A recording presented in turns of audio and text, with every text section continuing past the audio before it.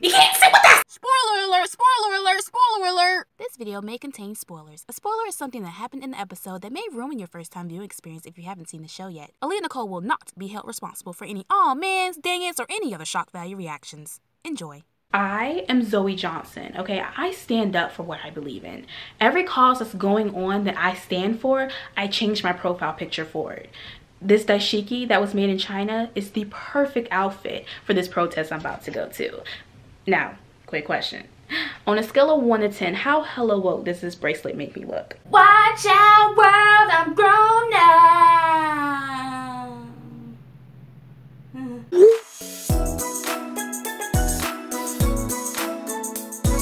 What up, y'all? Nicole here. Nicole is help you thrive during college, and this is Grownish Lessons for episode number 11. Oh, booger. Felt like it. Felt like something was flying in my nose. Okay. Yep, we got a change in background. No Grownish logo. No. Yep. Go to my Instagram stories. Follow me on Instagram at Aleigha. Right here on the screen. Link in the description box below. And if you're watching this on the day of the upload, which is Friday,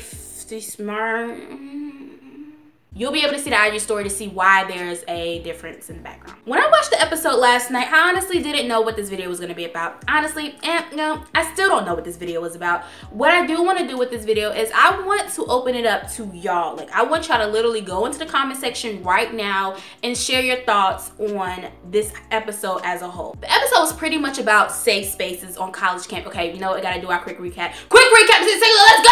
Hawkins Hall, which is a safe space on campus for Black students, is being threatened to be shut down. Zoe and her friends are protesting the shutdown of the dorm. I think it's a dorm. I'm pretty certain it's a dorm because I just thought of BDSM, like the BDSM that they were talking about in the show, not the real BDSM, but yeah. There's also tension between some of Zoe's friends over different beliefs. All right, now that's out the way. Let's talk about this episode. I was struggling trying to figure out, like, I understand what the episode was about. I get what they were talking on. The issue definitely is important.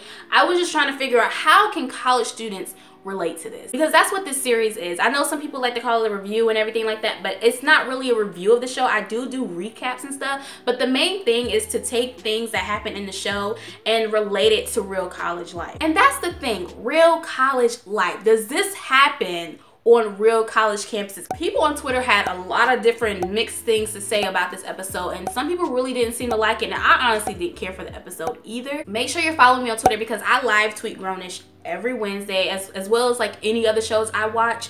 You can live tweet your shows with me. Just follow me at I am Aleigha. I'll put it right here on the screen. Boop. I guess the main thing that we can take from this episode is safe spaces on campus.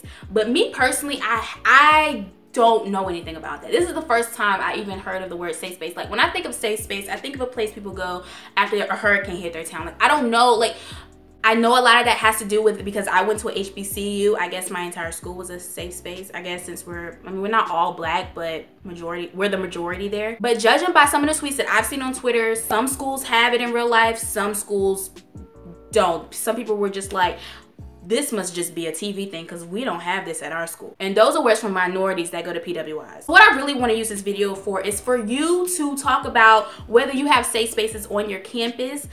This can also include high school. It doesn't just have to be college, because I know for me, I went to a HBCU, but I also, when it came to school, I went to 3 different elementary, middle, and high schools. That's 9 schools. It's probably more than that. I don't even know. Now, most of the schools I grew up in were on my side of town where the Blacks and Hispanics were.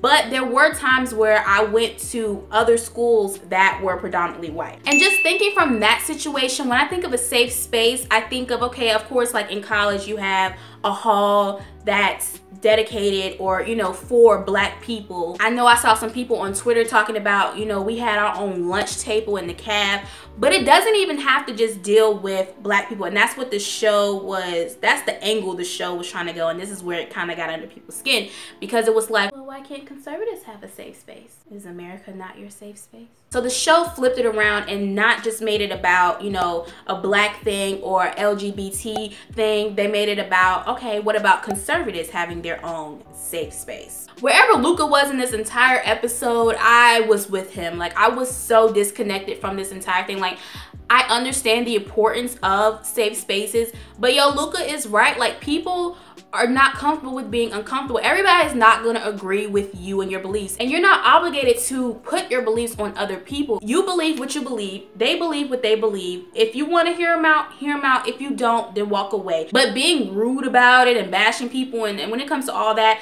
none of that ain't qualified. Another thing is that it may be more common in this generation, the XYZ element of people. I don't even know what we're on right now. Like Luca was saying, this generation is softer than Drake. It's true. This generation is easily offended and overly sensitive. That is fact. So when it comes to having a safe space is supposed to be a place where people agree, people who have the same mindset, who are similar in some type of way, and they're all supposed to be able to just congregate in this one place. With older generations, they may not have ever heard of, you know, having safe spaces on campus. There may have been like different groups and stuff for, you know, the minorities. So yeah, are y'all in the comment section while you're watching this? Go ahead and just reply. If nobody has commented yet, start the conversation. Let us know if you got safe spaces on your campus, and if so, for what type of groups. Y'all girl Zoe said, you know, unless everybody has a voice, no one has a voice. I'll give my little 2 cents. I think everybody, of course, has the right to believe whatever they want to believe in.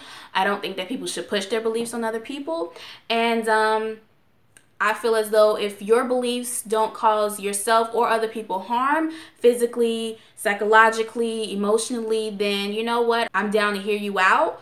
Not necessarily means I'm going to agree with you. But that's the thing, like, constructive debate, there's nothing wrong with constructive debate. People